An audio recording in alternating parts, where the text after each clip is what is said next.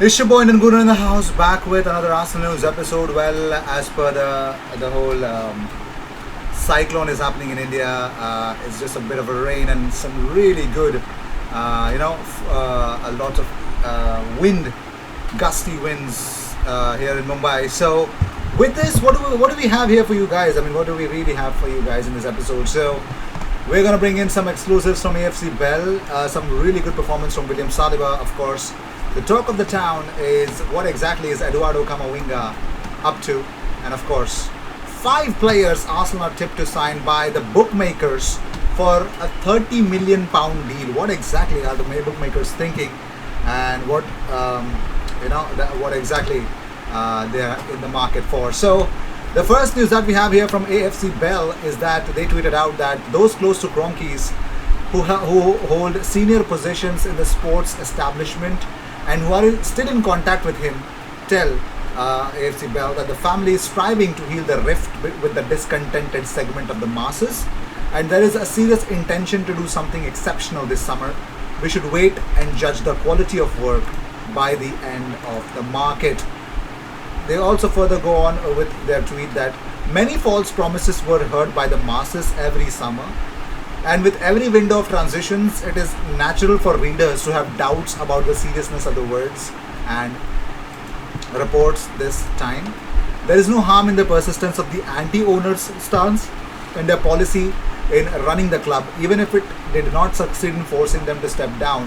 This summer, it is enough to put external pressure on the owners to fulfill the promises made to Arteta and the rest of the technical staff. So, unbelievable stuff, man, and unfreaking believable stuff.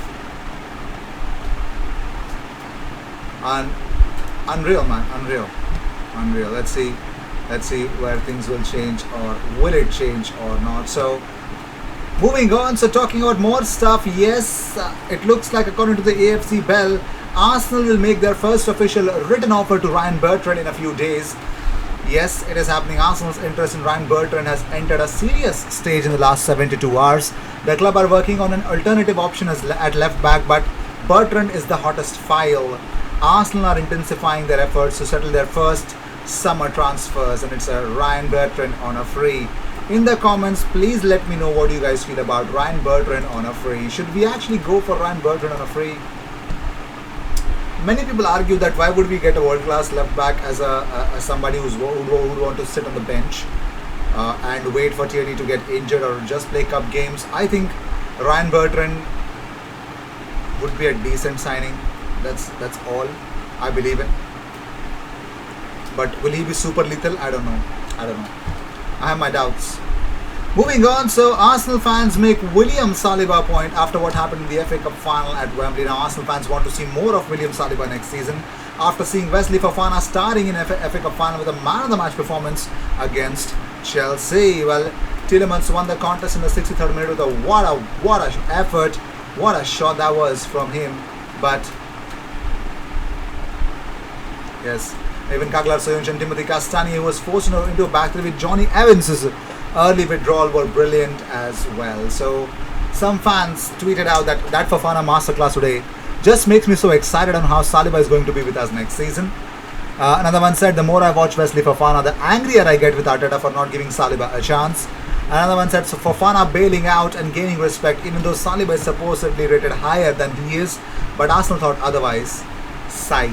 Another one said, I'm praying that William Saliba can come back to Arsenal next season and have a similar impact to the one Wesley Fofana has had on Leicester City this season. What a talent he is. Another one said, everyone you need to know about Arsenal's scouting department is encapsulated by the decision to take a young centre-back from Saint-Etienne and go for Saliba over Fofana.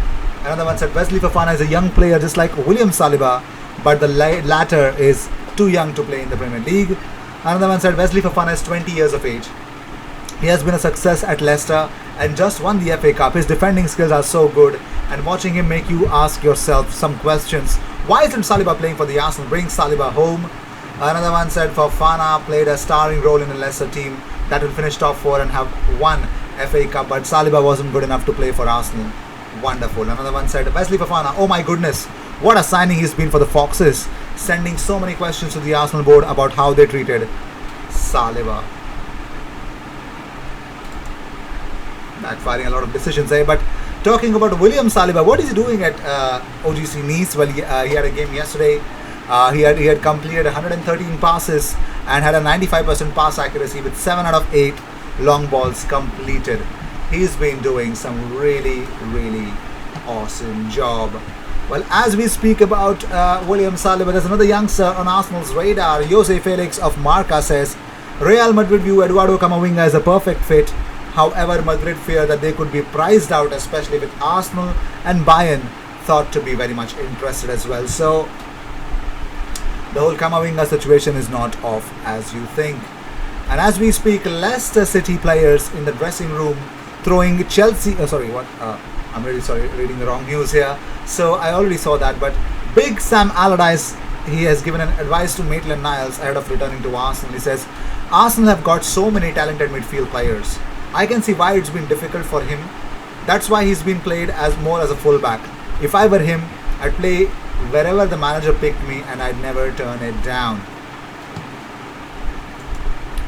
Super stuff.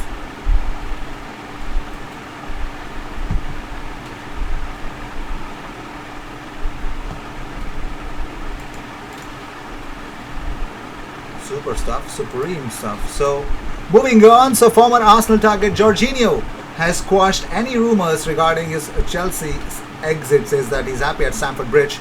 Speaking to PA News Agency before the FA Cup final, Jorginho said, "It feels great after 3 years, and I know everyone here appreciates what I try to do for the club and for the people. So it feels like home now in England. How could I want to leave the club? I've got 2 more years, and like I said, I really feel at home here. So there's no point actually even talking about the possibility of a transfer. And we only just started under Thomas Tuchel. We've got a lot more to do here."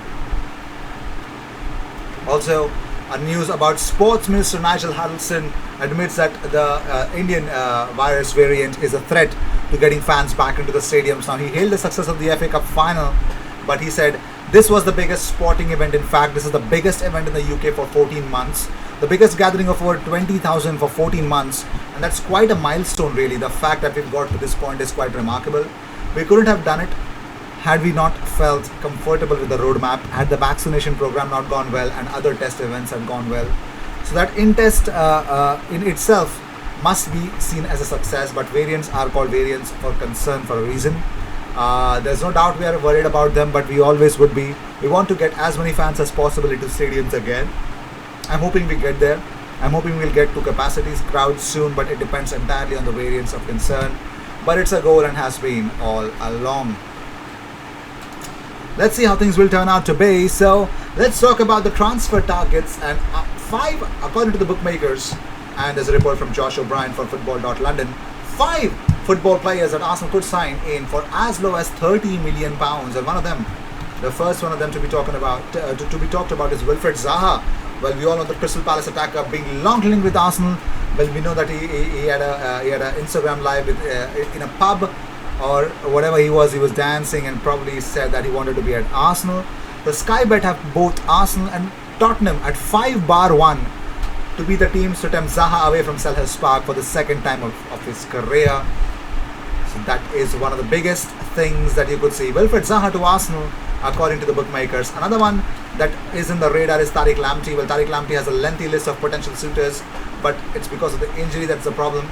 But that has not seemed to be put off work. Arsenal are clear to win the race with a signature at 3-1. 3-1.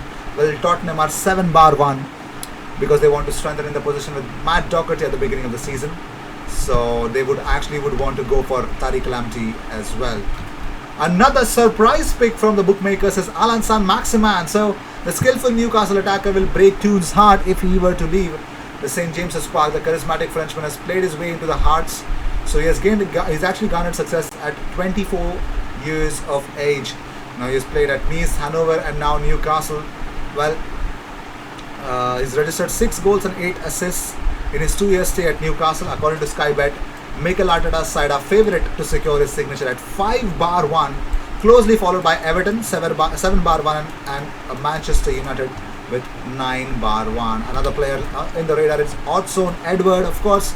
replacement of Alex Lacazette and Eddie Nketiah. He scored 21 goals in 29 games for Celtic this season, and Arsenal are favourite 9-2 to sign him, behind Leicester at 6-4 because of the Brendan Rodgers connection. And of course, Yves Bissouma, the fifth player to be linked with a £30 million price tag. Well, of course, Tottenham also registered an interest, for Arsenal pegged as second favourites of Bissouma at 7-2 behind Liverpool, who want him at 5-1. So these were the transfer news, transfer targets, and of course the latest updates about the Arsenal episodes. So consider subscribing if you see daily Arsenal content. If you want to be on my live stream talking about today, I think we will have a live stream where we talk about the Arsenal's transfers and of course the owners getting into the mix.